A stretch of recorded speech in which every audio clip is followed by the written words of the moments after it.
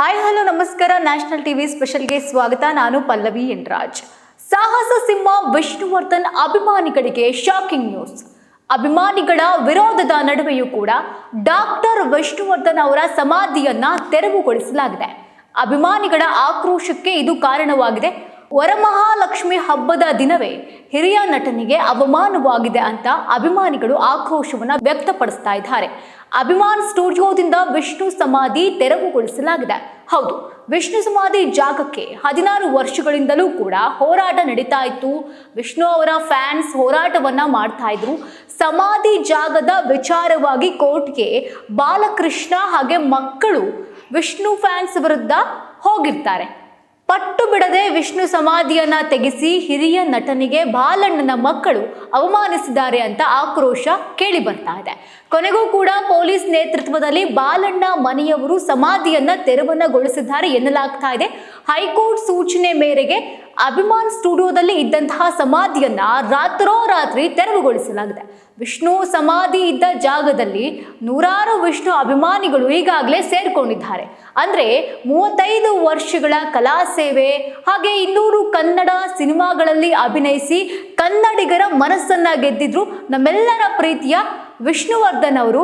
ಅವರ ಅಂತ್ಯಕ್ರಿಯೆಯನ್ನು ಕೂಡ ಬೆಂಗಳೂರಿನ ಕೆಂಗೇರಿಯಲ್ಲಿರುವಂತಹ ಅಭಿಮಾನ್ ಸ್ಟುಡಿಯೋ ಆವರಣದಲ್ಲಿ ನಡೆಸಲಾಗಿತ್ತು.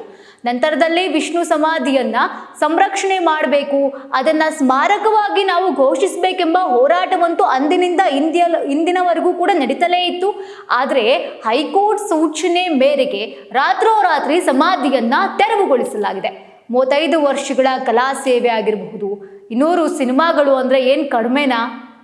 ಯಾಕೆ ಈ ರೀತಿ ಅವಮಾನವನ್ನ ಮಾಡಬೇಕು?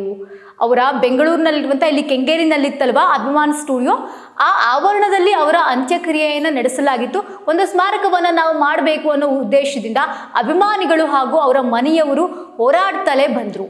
ಆದರೂ ಕೂಡ ನಿನ್ನೆ ರಾತ್ರೋರಾತ್ರಿ ಅವರ ಸಮಾಧಿಯನ್ನ ತೆರವುಗೊಳಿಸಲಾಗಿದೆ. ಪೊಲೀಸರ ಸಮ್ಮುಖದಲ್ಲಿ ಬಾಲಣ್ಣನ ಮಕ್ಕಳು ಈ ಕೆಲಸವನ್ನ ಮಾಡಿರುವಂಥದ್ದು.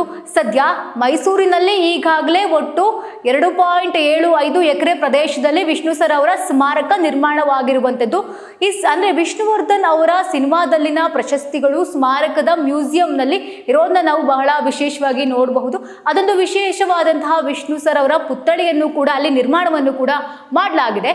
ನಟನ ಚಲನಚಿತ್ರ ಪ್ರಯಾಣದ ಗ್ಯಾಲರಿ ಆಗಿರಬಹುದು, ವಿಷ್ಣು ಸರ್ ಅವರ ಅಪರೂಪದ 600ಕ್ಕೂ ಹೆಚ್ಚು ಫೋಟೋಗಳು, ಹಾಗೆಯೇ ವಿಷ್ಣು ಸರ್ ಅವರು ಬಳಸ್ತಾ ಇದ್ದಂತಹ ಕೆಲವು ವಸ್ತುಗಳು ಅಂದ್ರೆ ಬಟ್ಟೆಗಳಾಗಿರ್ಬಹುದು, ಒಂದಷ್ಟು ಅವರ ವಸ್ತುಗಳು ಕೂಡ ಅಲ್ಲಿ ಇರೋದನ್ನ ನಾವು ನೋಡಬಹುದು.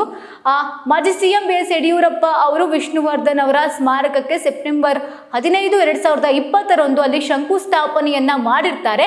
ವಿಷ್ಣುವರ್ಧನ್ ಅವರ ಸ್ಮಾರಕದಲ್ಲಿ 2 ಕ್ಲಾಸ್ ರೂಮ್ ಕೂಡ ನಿರ್ಮಾಣವನ್ನ ಮಾಡಲಾಗಿದೆ. ಆಡಿಟೋರಿಯಂ ಕೂಡ ಅಲ್ಲಿ ನಿರ್ಮಾಣವನ್ನ ಮಾಡಲಾಗಿದೆ. ನಮಗೆ ಅನ್ಯಾಯ ಆಗಿದೆ, ಹೇಳದೆ ಕೇಳದೆ ಸಮಾಧಿಯನ್ನ ನೆಲಸಮ ಮಾಡಿದ್ದಾರೆ. ಹಿರಿಯ ನಟ ಬಾಲಕೃಷ್ಣ ಅವರ ಕುಟುಂಬಕ್ಕೆ ಸೇರಿದಂತಹ ಜಾಗವಾಗಿತ್ತು ಅದು. ಈ ಸಂಬಂಧ ಕೋರ್ಟ್ನಲ್ಲಿ ನಡೀತಾ ಇತ್ತು ವಿಚಾರಣೆ. ನಮಗೆ ನೋಟಿಸ್ ಅನ್ನು ಕೊಡದಲೇ ಈ ರೀತಿ ಮಾಡಿದ್ದಾರೆ ಅಂತ ಆಕ್ರೋಶವನ್ನ ಅವರ ಅಭಿಮಾನಿಗಳು ವ್ಯಕ್ತಪಡಿಸ್ತಾ ಇದ್ದಾರೆ. ಒಂದಷ್ಟು ಪ್ರಶ್ನೆಗಳು ಕೂಡ ಕೇಳಿದ್ದಾರೆ. ಕೋರ್ಟ್ ಸಮಯ ಹಾಳು ಮಾಡಬಾರದು ಎಂಬ ಸೂಚನೆ ಕೂಡ ಇತ್ತಂತೆ. ಇದಾದ ಬಳಿಕ ಆ ಜಾಗದಲ್ಲಿ ಬಾಲಕೃಷ್ಣ ಅವರ ಮಕ್ಕಳು ಮಾಲ್ ಮಾಡಲು ಹೊರಟಿದ್ದಾರಂತೆ. ನೋಡಿ, ಹಿರಿಯ ನಟರ ಸಮಾಧಿಯನ್ನ ತೆರವುಗೊಳಿಸಿ ಮಾಲ್ ಮಾಡಲಿಕ್ಕೆ ಹೊರಟಿದ್ದಾರಂತೆ. ಹಲವು ವರ್ಷಗಳಿಂದ ಕೋರ್ಟ್ನಲ್ಲಿ ವಿಚಾರಣೆಗೂ ಕೂಡ ಈ ಒಂದು ವಿಚಾರ ಒಳಪಟ್ಟಿತ್ತು. ಸಮಾಧಿ ಇರುವ ಜಾಗದ ಪ್ರಕರಣವಾಗಿತ್ತು, ವಿವಾದವಾಗಿತ್ತು. ರಾತ್ರೋರಾತ್ರಿ ಬಂದು ನಮಗೆ ಗೊತ್ತಿಲ್ಲದೆ ಸೂಚನೆ ಕೊಡದೆ ಸಮಾಧಿಯನ್ನ ನೆಲಸಮ ಮಾಡಿದ್ದಾರೆ ಅಂತ ಬಹಳ ನೋವುಂಟು ಮಾಡಿದೆ ವಿಷ್ಣು ಸರ್ ಅವರ ಅಭಿಮಾನಿಗಳಿಗೆ.